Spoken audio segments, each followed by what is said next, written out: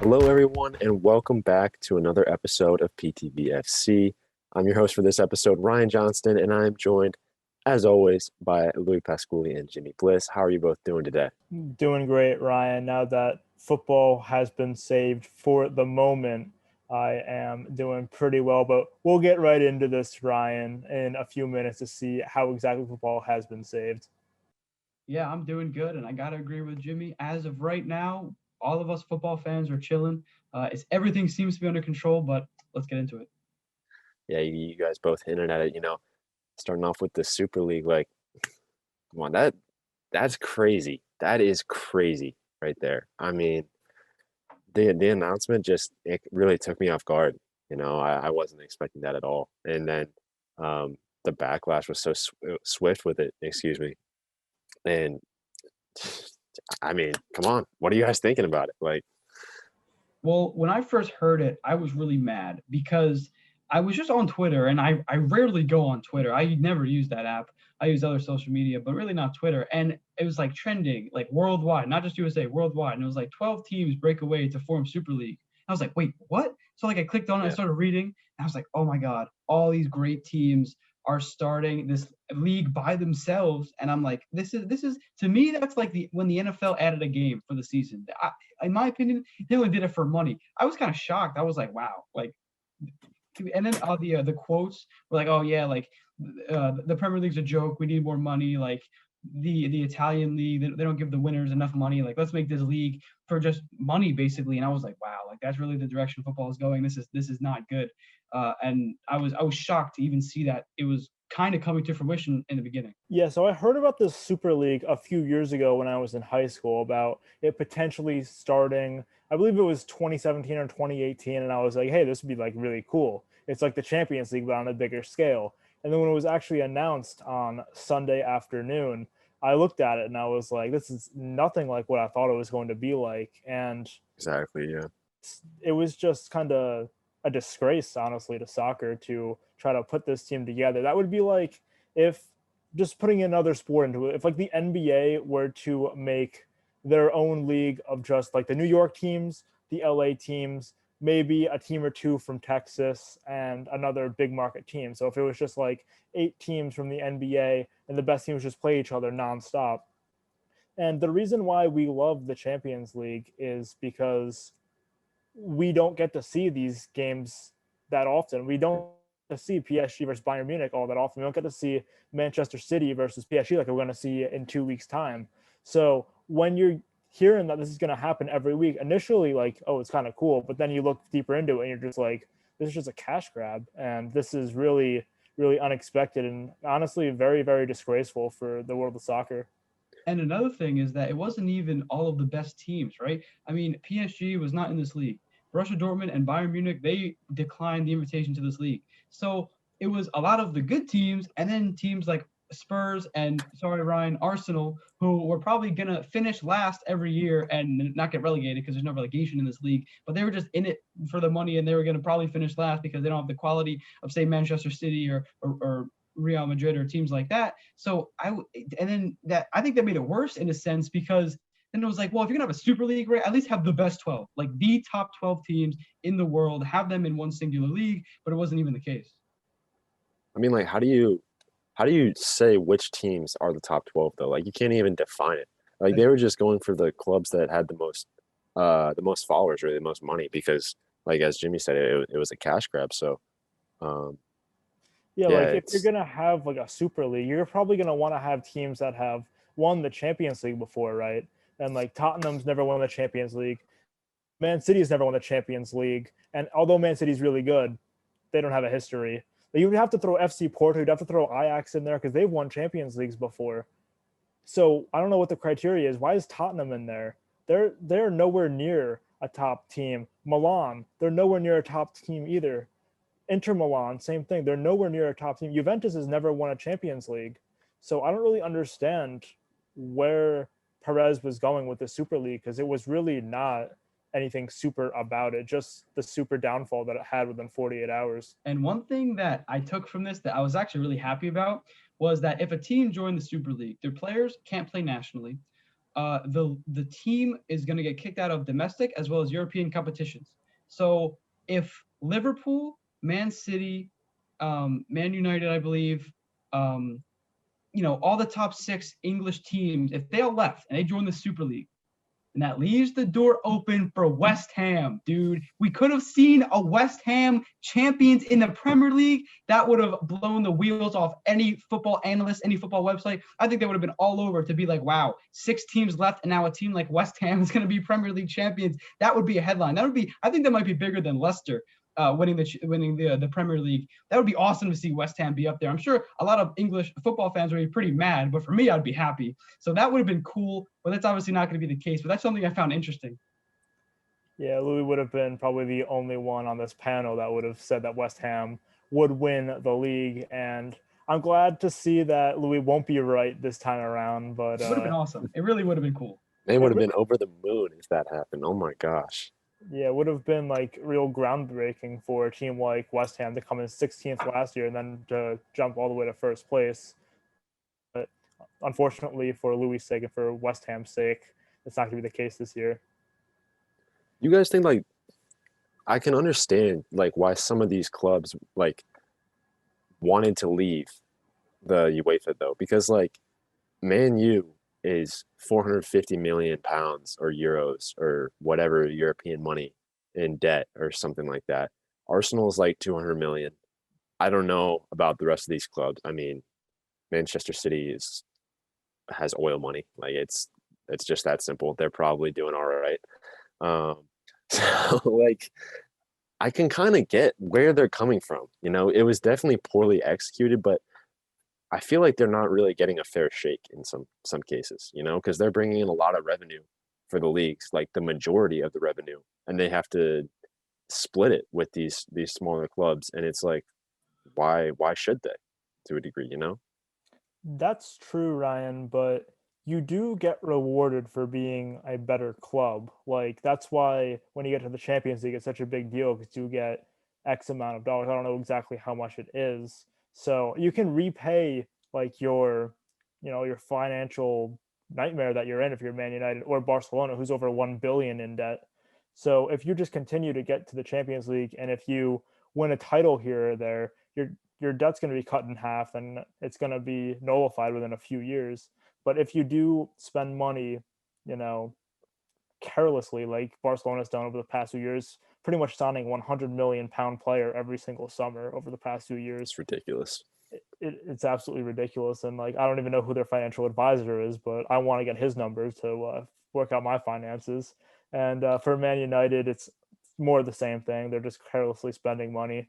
So it is a good thing and a bad thing because like you can kind of recuperate your money by being a good squad. But for the smaller squads that aren't as good, they can't recuperate the money. They have to rely like leeches on some of the bigger sides to get their money. Yeah, and I can agree with you guys in the sense that I understand why financially, because they make a lot of money. They want to make even more money. These teams are in debt. They want just all the money that's coming to them, all the money that they can possibly get. But it's also kind of like, hey, we're taking our ball, we're going to that field. You guys can't play. It's just us. Like it's just us 12. We're gonna be secluded. We're gonna be our own thing. Everyone's gonna hate us, and we're gonna do that. And I don't like that. And obviously, many football fans across the world didn't like that because of the big backlash that we saw. And I'm actually kind of happy that they did that. And they got vocal. They went on social media. They put signs outside Liverpool Stadium. I saw that was pretty cool.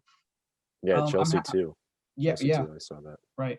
I'm happy they did that because I think that had an impact in the teams backing out. If everyone was quiet and everyone was just kind of like speaking verbally, like, oh, I don't like this, but it wasn't so outspoken, then I think that we could see more teams still in the Super League, and the Super League might actually happen. But again, happy that they were able to do that. And yeah, I understand what you guys are saying, but it's definitely way too much, I'll say, self-centered in a way, and also not inclusive. Like we're going to talk about this a little bit later, so I don't want to get too much into it, but the new champion, I really like how they're doing because it's going to be more inclusive. There's going to be more chances for lower clubs to play well, have a chance to get to the round of 16. We're going to talk about that later, but I like that more so than the Super League. Yeah, I mean, I kind of think the Super League would have worked better if they kind of replaced it with the Champions League, where the top leagues the winner of the top league or the top leagues or something like that in Europe, they could get promoted to the Super League, and then the bottom three get relegated or something like that. Obviously, that would never happen because UEFA just would not allow that to happen. Like, do you think they have like a stranglehold almost on soccer? Like, it kind of seems like they control everything to a degree. Like, they kind of have a monopoly over it. Oh, absolutely. I mean, we've seen players and managers come out over the past few days. Like Tony Cruz has been vocal, Bruno Fernandes has been vocal, so is Marcus Rashford. As for the managers, Ole has been vocal, and so is Zinedine Zidane. And it's been Zidane's president that actually was the one to create the Super League. So everyone kind of feels like they're being used for money. They're almost like dolls to the upper men in order to get money. Everyone is really against these men except for the owners, where the rich get richer and the poor get poorer. So it's really at the players and the managers' expense that these presidents and CEOs and all these higher up people get more rich. Yeah, and you bring up a good point, Ryan. If there was like a relegation system and a promotion system into the Super League, I think that'd make it a little bit better. Because if you start with 12 and it's only going to be that 12, I mean, it's going to be a bit boring after a while. I feel like if there's no, because that's what makes football great is that you can get promoted, you can get relegated. And I think that that's really cool. It's the best way of keeping, like, for example, the English Premier League. It's the best way of keeping the best 20 teams in one league playing against each other year in and year out. So if there was a type of promotion or relegation, I think that would make it so much better than what the initial idea was. And also, I think if a team like, let's say Borussia Dortmund, right, they get promoted into the Super League, I think those players should be able to play internationally. I don't think that that's a reason for them not to be. I understand that it was to deter teams from joining the Super League, but even so, if teams, because if you have to take the best 12 teams in Europe, there's a lot of really good international players who play internationally on all those teams. So I feel like they got to play international.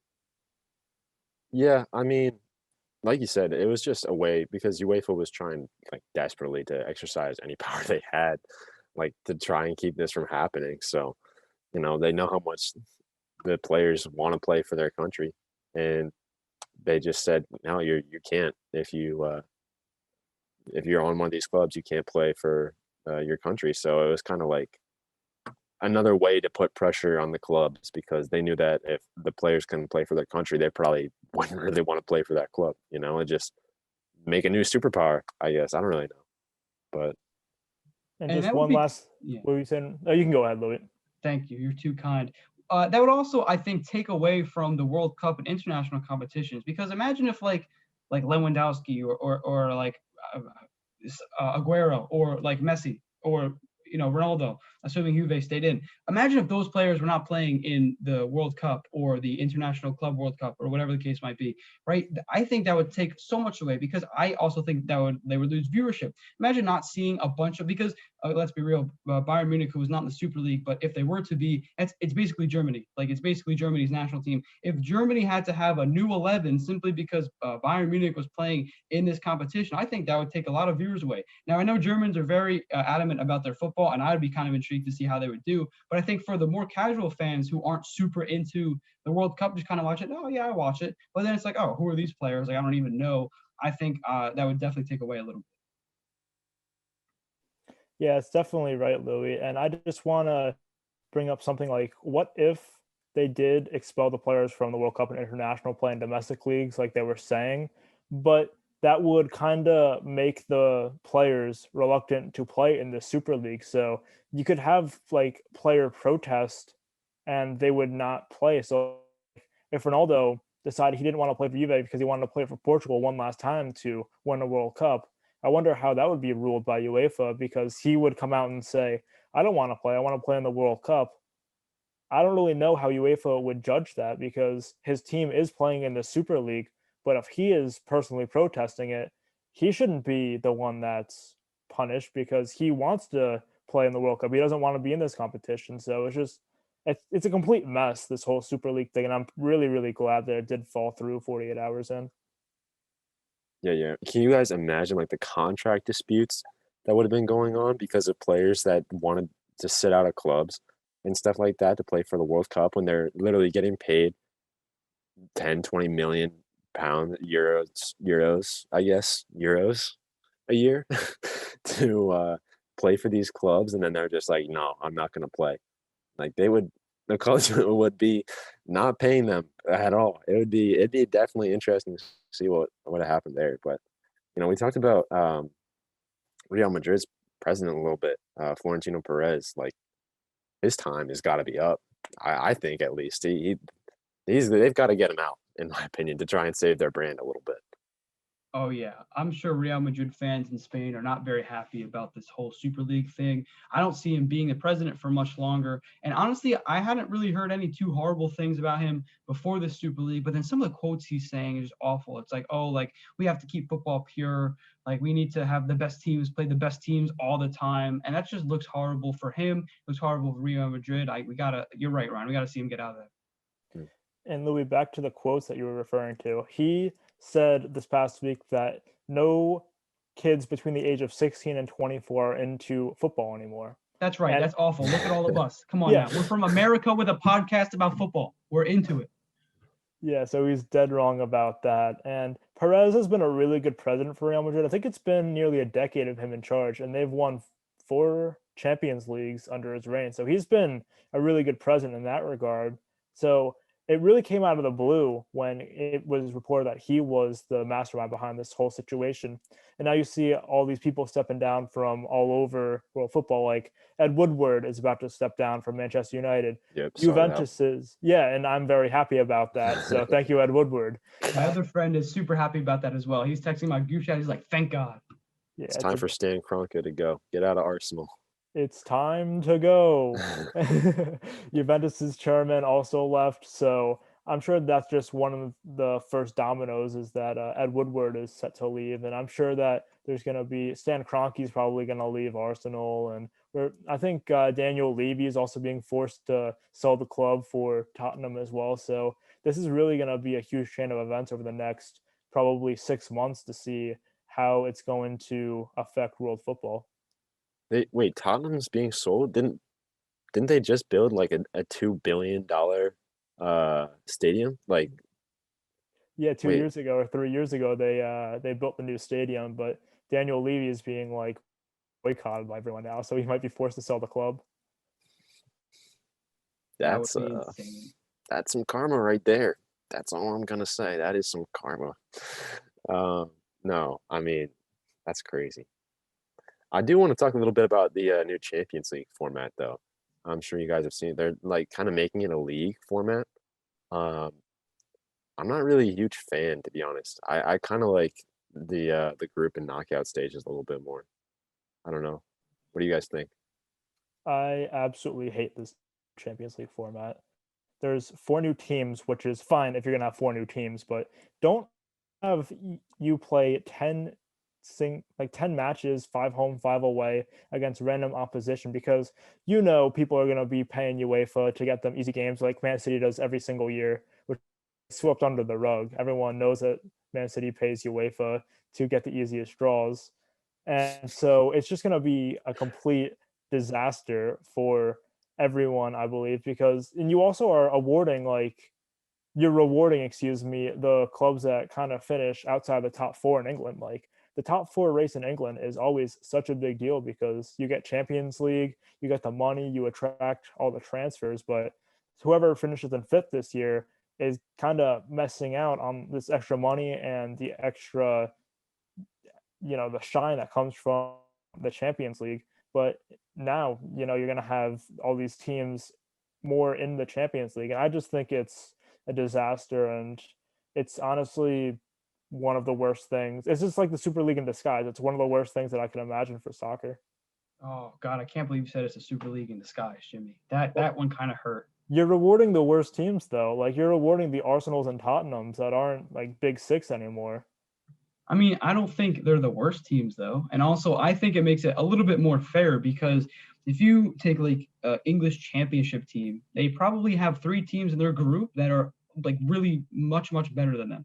Because they probably get to play like Juve and then say Arsenal and then, I don't know, another team. I'm just making this up. But I kind of like it because it's the Champions League, and now it's kind of more like a league. It's much different than anything we've ever seen before. So that it might take a few years to like us to settle and be like, okay, maybe I like this, maybe I don't. My opinion might change when 2024, 2025 rolls around, and I'm seeing this, and we got 10 Champions League games for each team, and I'm like, okay, I'm not really liking this at all. But as of right now, I do like it because I think it's kind of the opposite of the Super League that was going to happen, and that's what I was alluding to before. There's 36 teams now. There's 10 games each, so they're gonna the English Championship League team is going to have a chance to display, hey, maybe they can win a few games, maybe they can get ranked kind of high because the ranking system is based on those 10 games. So there's no predetermined groups. It's going to be those teams playing games and then getting ranked. So I think it's going to be interesting to see. Louis, have you seen Norwich City this year? No, I have not. However, I got faith in them. I like my little clubs like West Ham. Okay. West Ham's a good example, actually. West Ham, they might be in the Champions League this year. But if they're not, a team like West Ham, I think, could do some damage. It's a team that took a lot of people by storm in the Premier League. Why can't they do the same thing in Europe? And then what happens is a team because like they're going to be playing Juventus and Barcelona that's fine, and man. Bayern Munich. They almost beat not Liverpool. They almost beat Man City. That's who's the best team, I think, in the world. You guys disagree with me? That's fine. Come on, bro. Almost does not count. Come on. You can't. You can't what do you mean almost? You can't say. Because, okay, oh, yeah. they almost beat the best team. They can beat the fourth best team. Say. No, that's not how it works. Yes, West Ham's not beating PSG, Bayern Munich, Juventus. None of these teams. Okay, that's now that you said it out loud. Yeah, yeah. But okay, regardless, the point is, West Ham took a lot of people by storm in the Premier League. West Ham, in theory, then can go to this Champions League, which now has a new format. And if they can win a few games, then hopefully they can get that income, get that revenue that they need, and then they can be a little bit bigger of a club. So it's not just like, oh, the top six is going to be the same in the Premier League every year. No, now a team like West Ham is going to be fighting for it, and we see Leicester still playing really well this late in the season. So it's going to diversify the wealth, in my opinion. And I think it's going to make it even better of a competition in the Premier League. You guys can think differently. That's fine. I want to hear what you have to think about it, actually. But it's just so many games, though. The games that these clubs have to play, it's already very high. We saw the toll it took on Liverpool this year with how many injuries they had. A lot of that is just because they were overworked. They were in so many competitions that they couldn't deal with it anymore. And it's adding 4 extra games on, that is a huge toll. And these clubs are going to focus on the Champions League because it's the Champions League. You have to. If you want to retain your job as one of the managers in these top clubs, you have to do well in the Champions League. It's just a requirement. And not just that, Ryan, because the teams that finish 9th through 16 have to play the teams that finish 17 to 24 to get into these Champions League spots to finish off the top 16. So you're going to be playing 12 games if you finish between 9th and 25th, as opposed to what you usually play in just the 6 games in the Champions League. So you're literally doubling what you're playing in this new system. And that's a great point because the added stress is going to be really hard for the players, but it might make the big clubs focus on the Premier League and then obviously focus on the Champions League, but they know they have the quality and depth to be able to put not necessarily the best 11 out there and still be able to win these Champions League games. So there's a chance that, like I said, if because of these extended games, right? I think that it probably hurts the lesser clubs a little bit less. But regardless, I think the lesser clubs have a better chance of just being able to play a big club who's resting their guys because of how many games they're playing, and then be able to do some damage. But Louis, they still do play the bigger clubs in the current Champions League format. So if West Ham were to finish 4th place now, they'd be put in whatever pot 2, pot 3 of the Champions League. So they'd be playing 2 of the bigger dogs in Europe. So it's not like they're not playing well right now. You still have your chance to prove your worth against some of these teams. So to me, it's just a complete cash grab once again by UEFA to try to fend off what the Super League was trying to form. I just don't understand this at all either. Yeah, I kind of see it like that too, because they're trying to get more games so they have more ratings, pretty much. I just kind of see it like that, and they want more ad revenue and more recognition, so they're just piling it on the plate for the players. That's in my eyes. And also, I feel like it kind of I don't want to say negates records moving forward, but because these teams are playing so many more games, like they have so much more opportunity. Like say Mbappe, he could easily, if he plays for a Champions League squad, he could pass Ronaldo in Champions League goals just because he's playing like at some point exponentially more games than Ronaldo is. I don't know. Yeah, and also like the most goals for a Champions League campaign is I believe 15 or 16 goals. And you're going to be playing if you get to the final, what is that? 10 group stage games and then you're going to be playing your round of 16, your quarterfinal, your semifinal and the final. So that's 18 games in a season as opposed to what it usually is in 12 games. So it's really it doesn't make any sense to me. Yeah, like I kind of mentioned it before, I can compare it to the NFL. I think the NFL did that strictly for money grab because they're simply adding another game onto the regular season. Well, they didn't need to, and also it's going to put more stress on the players, as you guys mentioned. So I'm intrigued to see how it's going to play out. And just before we do wrap this up, I do want to mention that with like the Super League, how that was all like the best teams in the world. A lot of times people forget about how Jose Mourinho started his career. He was with Porto, which was not a really, really big club in the world, as you all know. They won the Champions League, and that was really what kickstarted his career. He really came from like nothing. Then he went to Chelsea, then he went to Real Madrid, then to Chelsea, and now with Tottenham again. He was really what made the competition so great. Is you can take such a small club like Porto, or he also did with Inter Milan too, where you can take a small club and really bring them up to football paradise. And now, if you what would have happened with the Super League if that were to have progressed, there would be no more Jose Mourinho stories where Porto would win the Champions League. So I'm really happy that fell through, and I'm happy. Well, I'm not happy about the Champions League still going forward with their new format, but I'm a little bit happier that now that there will be smaller teams too. It's fighting words calling Inter Milan a small club there, Jimmy. But that I agree with that. I don't see Inter Milan doing anything in the Champions League. I mean, they didn't even get out of the group stage this year, Ryan. hey, I'm not going to argue it too much right now because unfortunately, that's all the time we have for this episode. Thank you all for watching. We hope you enjoyed this. I'm Ryan Johnston. For my panel in Jimmy Bliss and Louis Pasculli, our producers, Cooper Tennant and Mateus Bueno, and our creative director, Ben Harris. Thank you all for watching, and we'll do our best to keep you up to date in the world of soccer.